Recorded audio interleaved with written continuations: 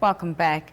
President Hage Geingob has been honored with a Lifetime Achievement Award by the African Energy Chamber during a ceremony in Cape Town, South Africa. The Lifetime Achievement Award commemorates individuals who demonstrate innovative solutions to challenges while demonstrating commitment to sustainable development. President Geingob was also honored for demonstrating leadership to bolster and diversify Namibia's energy portfolio. To give a recap of the Africa Energy Week and the award bestowed to the President, we are now joined by Presidential Press Secretary, Dr. Alfredo Hengari. Good evening, Doctor, and welcome. Good evening, Nina. It's a pleasure for me to be here. Thank you so much. We know you're fresh from Cape Town, so we do appreciate your time with us this evening. Now, we do know that the Africa Energy Week continues up until Friday, but please describe your time, while you were there. Nina, this was quite a show in Cape Town. It was an event that attracted about 5,000 industry leaders in energy, both renewable and non-renewable. It's one of those rare occasions where these two sources of energy converge and they have a conversation.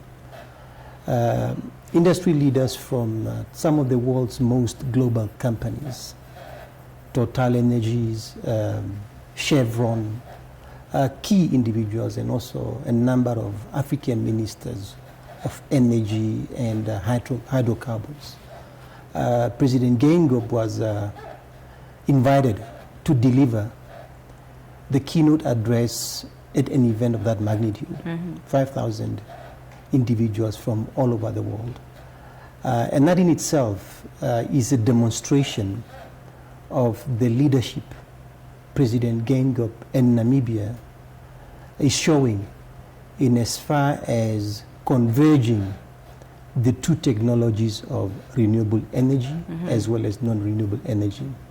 Now, there's a part to the award that I would like to also highlight here, and that is the fact that President Geingob was honored for providing innovating solutions to challenges facing our country. And that is to do with the fact that we are, as a country, coming from a very difficult space. And we will not stop repeating the fact that Namibia went through a commodity cycle bust, which affected our fiscal position adversely. And Namibia also went through the most severest droughts ever to be recorded in our history. But President Geingob is an optimist. Notwithstanding those two challenges, and of course the devastating effects of COVID-19, President Geingob demonstrated the leadership that is necessary to take Namibia out of those challenges. When crafting the Harambee Prosperity Plan 2, the question of renewable energy was identified as a potential driver of economic growth. It was just a dream. President Geingob always says that leaders are dealers in hope. But that dream is now a reality. Namibia is a key center for renewable energy, hydrogen in particular, because you may have also seen that consistently President Geingob has been talking about the need for the world to scale up efforts in fighting climate change. And our domestic solutions that we are offering also to the world is hydrogen. As we speak, millions of US dollars are being invested in this country in the space of hydrogen. Of course, we discovered oil, and these two sources of energy provide a frontier for Namibia to develop economically and for the country to deal with the challenges of unemployment and poverty. And it is that recognition of leadership and doing what necessary to take this country out of those challenges for which President Geingob was recognized by the African Energy Chamber. Mm-hmm. As you rightfully mentioned, Namibia really is in the spotlight now due to our green hydrogen endeavors and, of course, the oil that has been discovered. So what possible partnerships in these areas, did Namibia potentially secure at the conference? There are important partnerships that Namibia will continue to foster. Our utilities, public utilities like NamPower, NAMCO, as we speak, are highly in demand because there are actors that want to come and play in Namibia.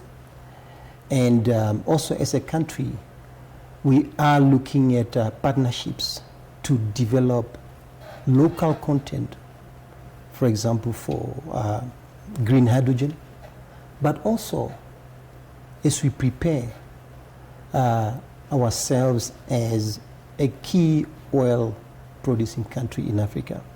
So there are partnerships in that domain. Nina, I'm not an energy or oil expert, but the moment I tell people that I'm from Namibia, they immediately want to have a conversation. They would tell me that, no, we hear that there's a local content seminar next year in February. I'm intended to come. So that demonstrates the level of excitement about the potential that Namibia holds in both these two sectors, which President Geingob rightly referred to as complementary. There's no contradiction in Namibia pursuing fossil fuels as sources of energy and also for export, because that is necessary for us to fund our own transition as well. And of course, this award that the president received, very prestigious indeed. But on a lighter note, what was his response to it? Well, the president is an optimist, as I said, and he spoke from the heart yesterday, last night, saying that this is a demonstration of the type of leadership that is being provided in Africa. The third wave of African leaders is not about him. It's about the collective. That's what he said yesterday. I don't know whether that is light or not, but nonetheless, that's the way in which President Geingob look at leadership. It's not about him. It's about the collective. It's about the Namibian House. It's the Namibian House that won the award yesterday. And President Geingob, as head of state, will continue to provide the necessary leadership. He's the leader of the orchestra. He will bring Namibians together for us to deal with some of the urgent and pressing challenges of unemployment, housing provision, and job creation. And without doubt, the Africa Energy Week that is taking place in Cape Town, where President Geingob participated and which convened under the theme of an energy renaissance, once again provided an opportunity for Namibia to showcase what it is capable of.